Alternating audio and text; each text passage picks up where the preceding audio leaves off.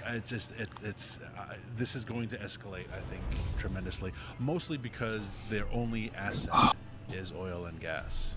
Right, these are not diverse economies. Oil and gas, I mean, now we're in my wheelhouse, right? Oil and gas is huge in America, but it's 8% of our economy. oil and gas in these countries is 90-95%. When you start hurting 95%, and especially countries like the Saudis, where 4% of the population are royalty, and then 95% of the population are imported. Talk about immigration, imported Bangladeshi slaves. Basically. Yo, It's like Don Bacon's I got the who make fucking like $1 a day, right? I mean, look at how many died building the World Cup in Oman. I finally got 30,000 it, or dog. something, right? Like expendable lives from Bangladesh and the Got Philippines. When these countries start losing their got oil this and room gas opened? revenue, 'Cause I it's don't even know not if I could a explain it to revolution of the masses. It's a revolution of the 3% Oh, the elite fucking who keep bullshit the droid, masses. dude. Dog, the gonk droids with the fucking oppressed hook to get If toys. they run dog. out of money, you get What the fuck? 95% of the population being poor Bangladeshis, they're going to start to revolt. Now, I'm not sure the impact this So has had fucking so random. far, but I'm on It's so based, dude. understanding that a lot I love of it. the more It's so stupid, but it's forward-thinking so good. Asian countries, Saudi Arabia, UAE, Oman, I think, but maybe I could be wrong. But they're looking to diversify their economies. Yeah. Can you speak to that at all? They say they are, but I think that's just a little bit of lip service, right? They pushed a lot of that in the first Trump administration as we started to increase our oil and gas revenue and take a larger supply or larger piece of the world's oil and gas pie. But the Green Revolution has died. It was always going to. Wind and solar don't work. European Union is clamoring for more oil and gas, so they're going back to what they know works, right? Oil and gas runs the world, and it will for the foreseeable future. They talk about diversifying their economies, but I think that's a lot of lip service. These are just bad countries with a lot of bad people in them. I was asked this, I did a radio show yesterday, and this question actually was thrown at me, like, how come they don't do their part to help world oil and gas supply? How come they don't produce more to lower prices for the world? Because they're doing really well at $90 a barrel. Damn, You dog. don't build the world's largest indoor ski resort. There's a bunch of sex slaves in here, If we're going to dog. build an island, let's make it look like the globe, right? All those islands they built in the Gulf. That Oh, well, are this palm planet does trees, have sex slaves. That's just all oil and gas and slave Probably- labor. It's oil and gas money and slave I labor. know that They there are a want couple really expensive here. oil, so they actually don't even really like America very much. But yeah, because our production if has I go lowered to the prices. If they could casino get back to $140 a barrel and oil, they would be the place where flipping there's thrilled. dancers there. These are bad people. Bad Sex people. slaves. I mean, I want to ask you, 'cause this is obviously your domain. I mean, we saw as the conflict kicked off with Iran, obviously. And a side note, if they block up the Red Sea, it doesn't affect us too much, because we saw it when they blocked up the Bab or whatever last time in 2023 to beginning of 2025.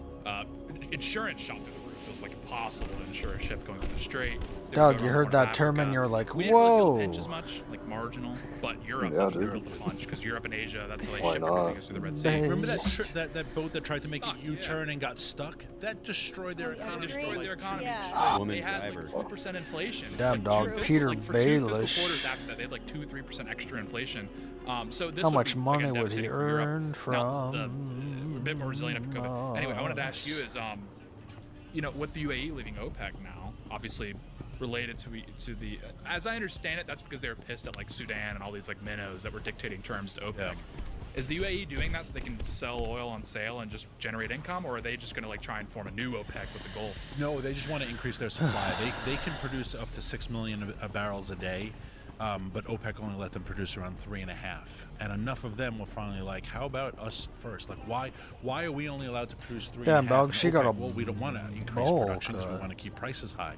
They're like, well, but if we sell, 1 barrel at $100, or we sell 2 for 85. Let's sell 2 for 85, right? And so that the math is volume, and that's what makes America, I should say America writ large, because the Canadians I would put in there, and even Mexico, we sell our oil and gas. Our profit comes on volume, not on price. Right. The Middle East, it comes on price. And so they are saying, like, let's increase volume and we'll be even more wealthy. And OPEC is just this evil bunch of fat, awful folks that live in Vienna. Yeah. Right? Why the hell do they get to dictate our terms? Well, that's what's so fascinating. Seeing the new crop of like OPEC cabal leaders, is they're all like educated in like Switzerland and stuff. It's fascinating. And they put on their gear for the cameras. Yeah. And then they go to France and they're doing blow and they're banging hookers and getting and stoned, and it's like, oh, but a lot. Then they put on their garb. It's like, oh no, They this get is the bed sheet on 'em. very, very proper. Like we're good. Like these are bad flip.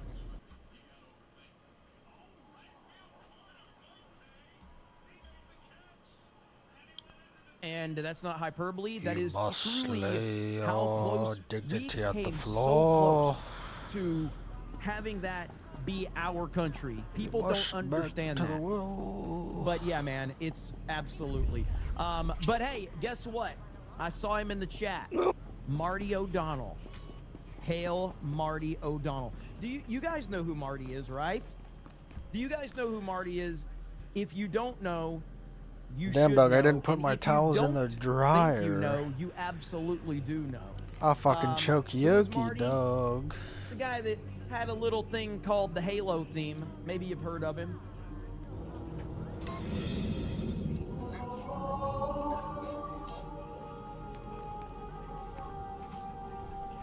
Yeah, that guy.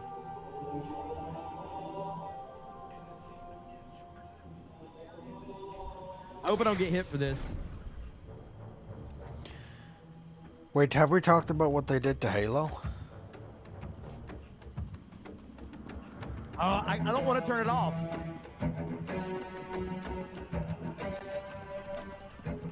I won't get hit for it, Marty. Hell yeah.